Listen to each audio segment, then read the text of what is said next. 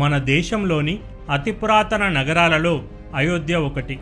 సాక్షాత్తు శ్రీ మహావిష్ణువే శ్రీరాముడిగా అవతరించిన పవిత్రమైన నగరం అయోధ్య అని హిందువులు విశ్వసిస్తారు. ఇప్పటి వరకు మన దేశంలోని ఇతర మతాలకు చెందిన ఏ ఒక్క సంస్థ కూడా ఈ విషయాన్ని ఖండించలేదు. అంటే రాముడి జన్మస్థానం అయోధ్యానగరం అన్న విషయంలో ఎలాంటి వివాదమూ లేదు. అయితే అయోధ్యలో రాముడు ఎక్కడ జన్మించాడు అన్నది మాత్రం ఓ వివాదంగా మారిపోయింది. ఈ వివాదమే అయోధ్య డిస్ప్యూట్కి కారణమయ్యింది. అయోధ్యలో బాబ్రీ మసీదుగా పిలువబడే ఒక మసీదు ఉండేది. ఆ మసీదు పైన ఉన్న శిలాఫలకం ఆధారంగా దానిని మొట్టమొదటి మొఘల్ చక్రవర్తి బాబర్ ఆదేశంతో మీర్ బాకీ అనే వ్యక్తి 1528లో కట్టించాడని రాసి ఉంది. అయితే ఆ శిలాఫలకం బాబర్ కాలం నాటిది కాదని, ఆ తర్వాతి కాలంలో ఎవరో కట్టించారని దాన్ని చూస్తేనే అర్థమవుతుంది. బాబర్ ఆత్మకథ బాబర్ నామాలో ఎక్కడా కూడా బాబ్రీ మసీదు యొక్క ప్రస్తావన లేదు. అయితే బాబ్రీ మసీదు కట్టబడిన స్థలం రాముడు జన్మించిన పవిత్రమైన స్థలమని, అక్కడ ఒక రామాలయం కూడా ఉండేదని, ఆ రామాలయాన్ని కూల్చివేసి ఆ స్థలంలో బాబ్రీ మసీదును కట్టారని కొందరి వాదన. అలా అప్పట్లోనే అంటే 1850 నుండి 1885 సంవత్సరాల మధ్య ఈ స్థలం మాదంటే మాదని కోర్టులో అనేక మంది కేసులు వేశారు. అయితే వీటన్నింటిలో ప్రధానమైన కేసు మాత్రం మహంత్ రఘువర్దాస్ గారు ఫైజాబాద్ జిల్లా కోర్టులో వేసిన కేసు. బాబ్రీ మసీదు ఆవరణలో రామ్ చబుత్రా వద్ద రామమందిర నిర్మాణానికి పర్మిషన్ ఇవ్వాలని ఆ పిటిషన్లో ఉంది.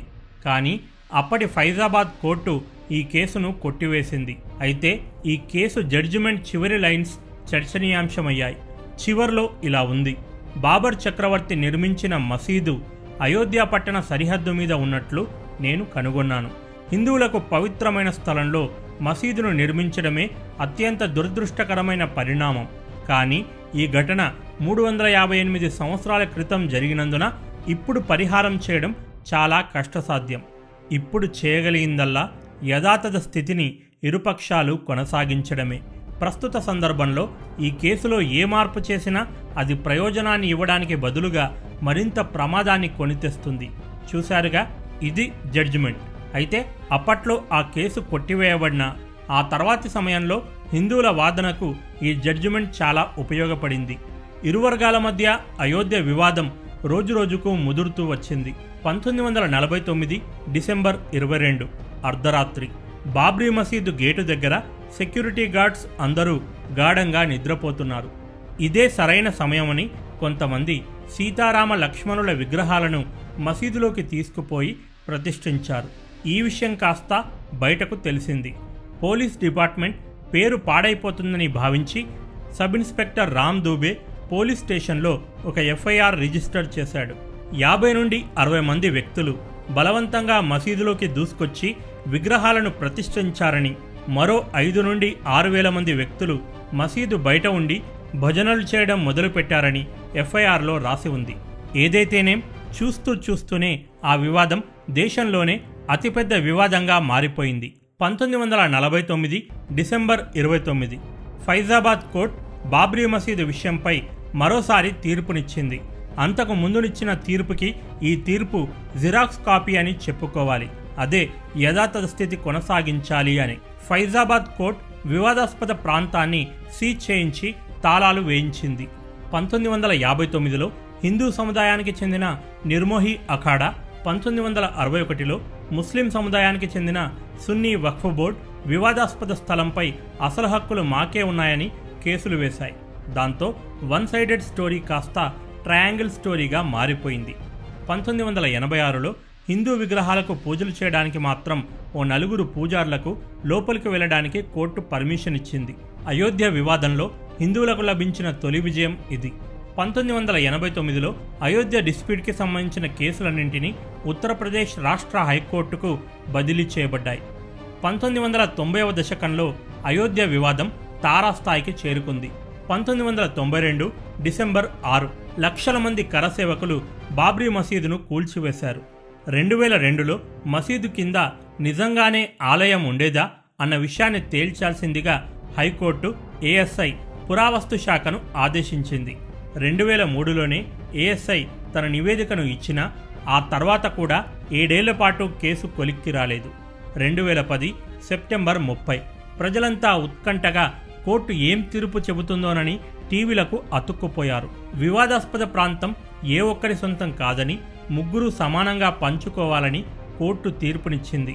బాబ్రీ మసీదును కూల్చి రామ్లల్లా విగ్రహాలు నెలకొల్పిన తాత్కాలిక మందిర ప్రదేశాన్ని అసలైన శ్రీరామ జన్మభూమిగా పరిగణిస్తూ దాన్ని రామ్లల్లా విరాజ్మాన్కు అప్పగించాలంది.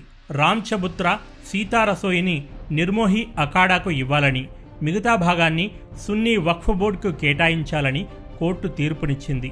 ఈ జడ్జిమెంట్తో ఏ ఒక్క వర్గం కూడా సంతృప్తి చెందలేదు.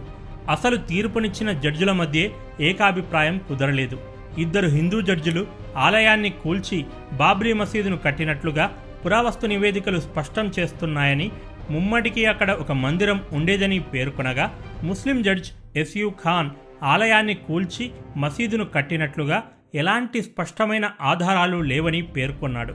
బహుశా అంత కన్ఫ్యూజన్ తీర్పు మరొకటి లేదు కాబోలు. అందుకే హైకోర్టు తీర్పును సవాలు చేస్తూ 3 పక్షాలు సుప్రీంకోర్టుకు వెళ్లాయి. 2019 జనవరి 8 సమస్యను పరిష్కరించడానికి సుప్రీంకోర్టు ప్రధాన న్యాయమూర్తి జస్టిస్ రంజన్ గొగోయ్ నేతృత్వంలో 5 సభ్యుల కమిటీ ఏర్పాటు చేయబడింది. Justice Bobde, justice Chandrachud, justice Ashok Bhushan, justice S A Nazeer మిగతా సభ్యులు. 2019 అక్టోబర్ 16 కోర్టులో విచారణ ముగిసింది. 2019 నవంబర్ సుప్రీంకోర్టు చారిత్రాత్మకమైన అంతిమ తీర్పును ప్రకటించింది. ఈ తీర్పును 5 కమిటీ సభ్యులు ఒకే మాటపై నిలబడుతూ యునానిమస్గా నిర్ణయించడం మరో విశేషం.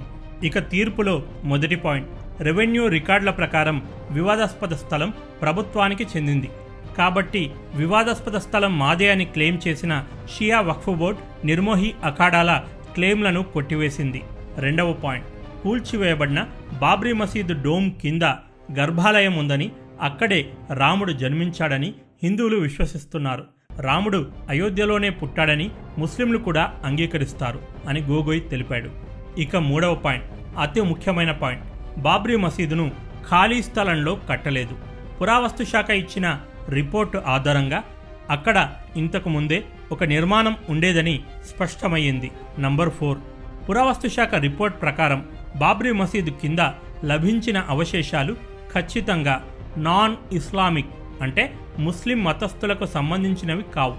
సో అంతకు ముందు ఉన్న నిర్మాణం ఖచ్చితంగా ముస్లింలకు సంబంధించింది కాదు. నాన్ ఇస్లామిక్ అనే పదాన్ని ఎగ్జాక్ట్గా కోర్టు జడ్జిమెంట్లో వాడింది. ఎట్ ద సేమ్ టైం లభించిన అవశేషాలు ఖచ్చితంగా హిందూ ధర్మానికి చెందినవే అని కూడా ఏఎస్ఐ స్పష్టం చేయలేదని తన నివేదికలో పేర్కొంది. సో ఈ జడ్జిమెంట్ను మనం ఇలా అర్థం చేసుకోవచ్చు, ముస్లింలకు సంబంధించిన ఎలాంటి అవశేషాలు లభించలేదు. ఖచ్చితంగా అక్కడ ఆలయం ఉండేదని మసీదును కూల్చక ముందు నుండే హిందువులు వాదిస్తూ వస్తున్నారు. కావున తీర్పు హిందువుల పక్షాన వెళ్ళింది. నంబర్ 5, అయోధ్యలోనే వేరొక ప్రదేశంలో మసీదును నిర్మించడానికి ముస్లింలకు ఆల్టర్నేట్ స్థలాన్ని ఇవ్వాలి. మసీదును కట్టే బాధ్యతను సున్నీ వక్ఫ్ బోర్డుకి ఇచ్చింది.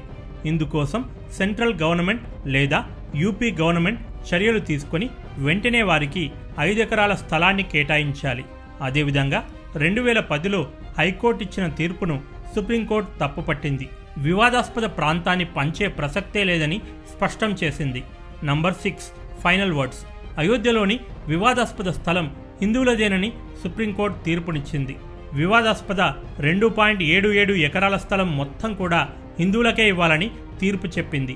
అయోధ్య మందిరాన్ని కట్టే బాధ్యతను రామ్ జన్మభూమి న్యాస్ లేదా రామ్లల్లాకు అప్పజెప్పింది. స్థలం స్వాధీనం చేసుకునేందుకు 3 నెలల్లో ట్రస్ట్ ఏర్పాటు చేయాలని కేంద్రాన్ని ఆదేశించింది. అలా అయోధ్య వివాదానికి శాశ్వతంగా ఫుల్ స్టాప్ పడినట్లయింది. ఏది ఏమైనా అన్ని మతస్థుల వారు ఎలాంటి గొడవలు లేకుండా అన్నదమ్ముల వలె కలిసి ఉండాలని, భారతదేశం భిన్నత్వంలో ఏకత్వాన్ని ఎప్పటికీ కొనసాగించాలని మనసారా కోరుకుంటుంది మన రియల్ మిస్టరీస్. ఈ వీడియో గనక మీకు నచ్చితే తప్పకుండా లైక్ చేయండి. మరీ తప్పకుండా మీకు ఎన్ని అకౌంట్స్ ఉంటే అన్ని అకౌంట్స్లో షేర్ చేయండి. ఇది వీడియో, మరో వీడియోతో మళ్ళీ కలుద్దాం. This is Prashant signing off. Bye bye and take care.